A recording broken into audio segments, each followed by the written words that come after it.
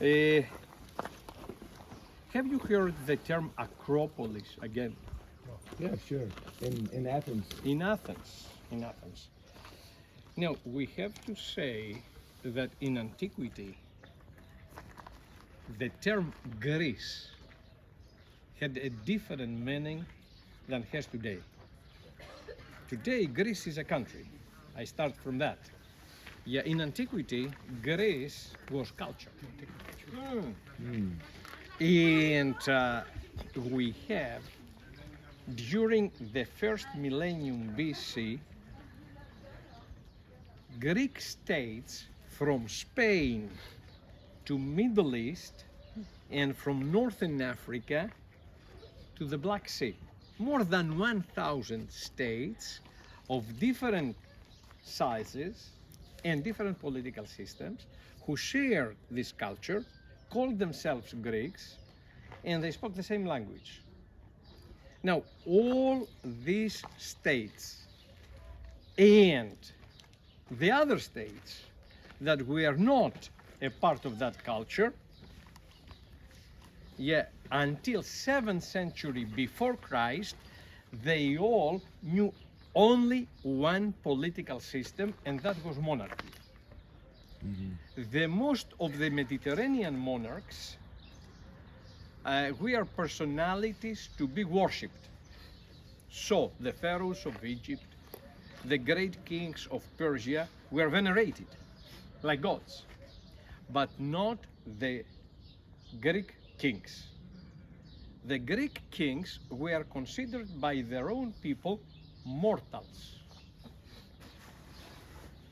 possibly descendants of gods and heroes, but themselves only mortals. Leaders of the society, chief generals leading personally the army to the battlefield, and leaders of the religion, not gods or divine personalities, but high priests. So, every time you hear the title king priest, automatically your mind goes to the ancient Greek style of monarchy. Greeks had king priests only. Now, the Greek monarchy had similarities and differences with the Hebrew monarchy. As you know, the whole royal house of David were considered to be mortals, chosen of God, but mortals. And that is the similarity. The difference is that the kings of Israel were not priests, because priesthood in Israel came from another tribe and pre-existed monarchy. So the kings of Israel were from the tribe of Judah, while the priests were from the tribe of Levi. So never in Israel the same person had both the titles of the king and the priest, something which always was for the Greeks. Although that in the book of Genesis we have a unique case of a mysterious holy personality who is presented with that title, and he is Melchizedek. In the New Testament, Melchizedek is described as a prefiguration of Jesus Christ. That's right.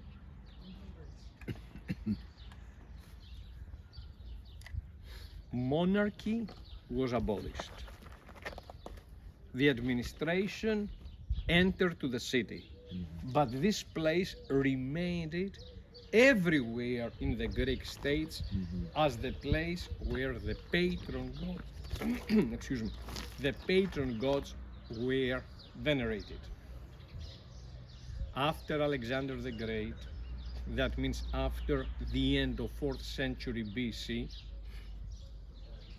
a place to be called city had to fulfill some very important standards. Number one, Acropolis.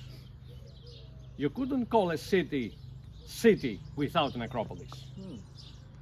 So Rome had an acropolis, the Capitolium Hill. Jerusalem had an acropolis, the Temple Hill. And so on. All the cities had an acropolis. Corinth had an acropolis, Athens had an acropolis. Agora, the forum, theater, stadium, gymnasium, public baths, and definitely city walls. In Athens, the Acropolis, after monarchy was abolished, was dedicated to the Lady Wisdom, Athena. In Corinth, the city with the two ports, the Acropolis was dedicated to the beautiful goddess of sex, Aphrodite. We know from an author who lived the same time with Paul, called Strabo, that up there were 1,000 girls and a huge group of boys called the slaves of the temple, a part of the priesthood, different groups from the priesthood. Now, these people had as a task temple prostitution. Now, on the right side of the summit up there, you see the walls almost in the middle, having a part a little bit higher than the rest. You see that? Yes. There used to be the main gate. That gate was built up at the end of 4th century when Christianity was imposed by force to the non-Christians by the Emperor Theodosius. Today, if somebody stands at the top of this built-up gate, can see the path at the form of zigzag which connected this place with the center of the city. Now, from this gate, using this path, every day, groups of these slaves of the temple, like small processions, came down to the city to find not clients, but worshippers. They were little living and moving temples of the goddess, in which the venerators, locals or visitors, could enter through sex to venerate the goddess.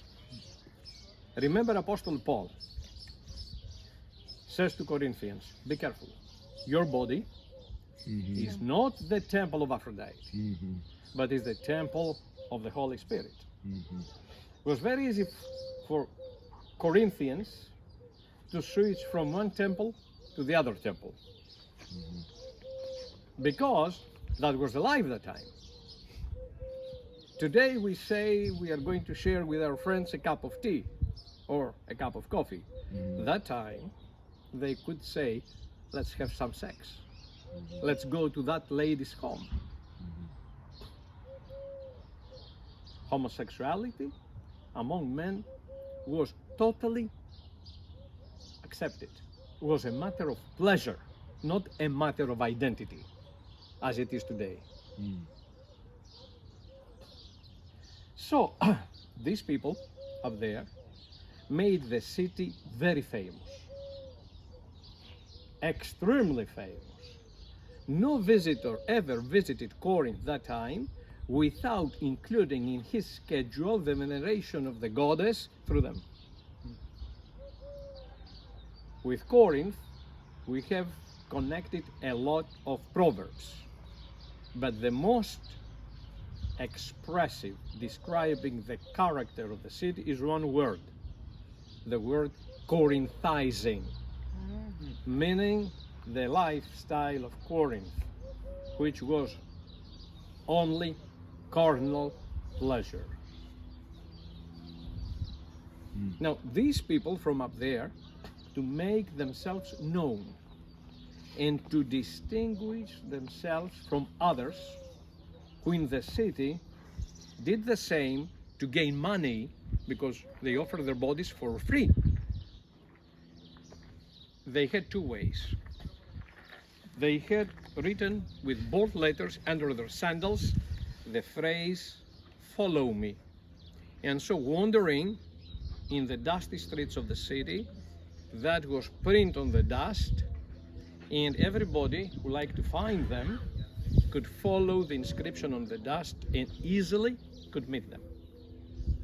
The other sign was a side sign.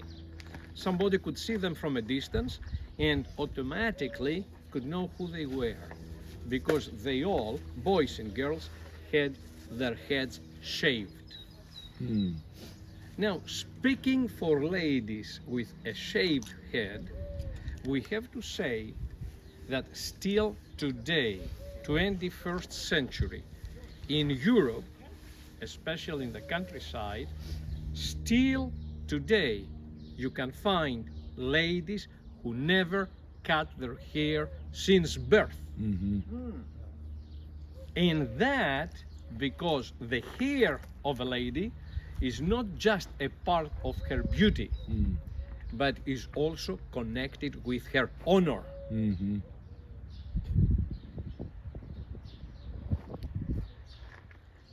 The memory of these people is still alive. In the Greek law, the official term for a male or a female prostitute is temple slave. Still, in the European countryside, if they like to expose and to punish a lady caught committing adultery, they shave her head, according to the Corinthian style, the Corinthian manner. I would like to remind you a very important event which happened in Europe right after the Second World War, with a special emphasis in France, Netherlands, and Norway. All the ladies who during the war had cooperated with the Nazi army, they were all caught by the society, not any authority, not any order, and their hand was shaved according to the Corinthian manner, so the society to know and to see who these ladies were during the war and what they did. This is a very important fact for the European culture. Now, Apostle Paul and every other of the middle of 1st century AD, for sure was astonished seeing ladies walking on the streets without hair. Definitely, Apostle Paul, been here for a year and a half, met them many times. Not just few times, many times. And of course, in that time, some accepted his message. But if for a man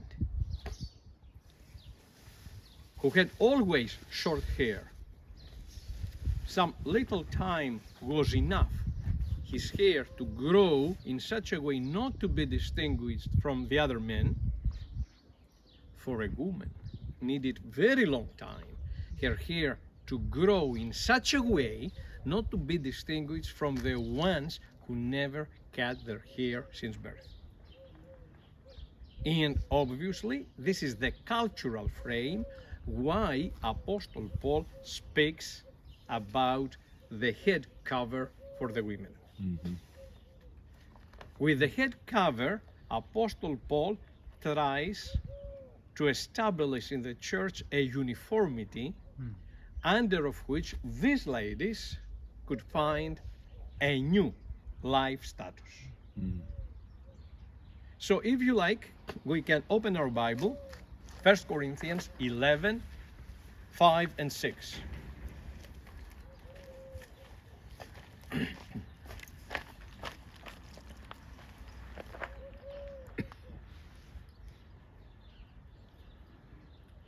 every woman who prays or prophesies with her head uncovered dishonors her head. It is the same as having her head shaved. For if a woman does not cover her head, she might as well have her hair cut off. But if it is a disgrace for a woman to have her hair cut off or her head shaved, then she should cover her head. Mm. Do you know that Apostle Paul, for these verses, is accused of being man-chauvinist and anti-woman? Mm. Today, Yes. Yeah. So they don't know. They don't understand the history. Apostle Paul doesn't demand the head covering here, but he puts the women of the church in front of a dilemma. Dear ladies, or you should shave your head, something which transmits a wrong message to the city and is shameful, or be covered. Trying to establish a uniformity under of which these ladies from up there could find a new life status. Now, for these ladies, it was very easy to be covered. The problem was with the proper ladies of the church. The ladies with dignity. The ladies who were proud for their long hair. To fully cover it for the sake of whom? The ones called by the society that time the common vessel of all men. For that reason, Apostle Paul gives to the head covering a spiritual and a symbolic meaning, trying to persuade them, if not for the ladies of up there, for the sake of heavens and the angels, to be covered. Mm. So, missing the cultural frame of these verses, you can give a totally wrong interpretation. Apostle Paul is not an anti-woman. Apostle Paul has a special respect and love even to the marginalized ladies of the temple. And the 1 Corinthians is the letter of love, in which we have the definition and the description of love. It's not a letter of discrimination and separation. Is there any question up to this point?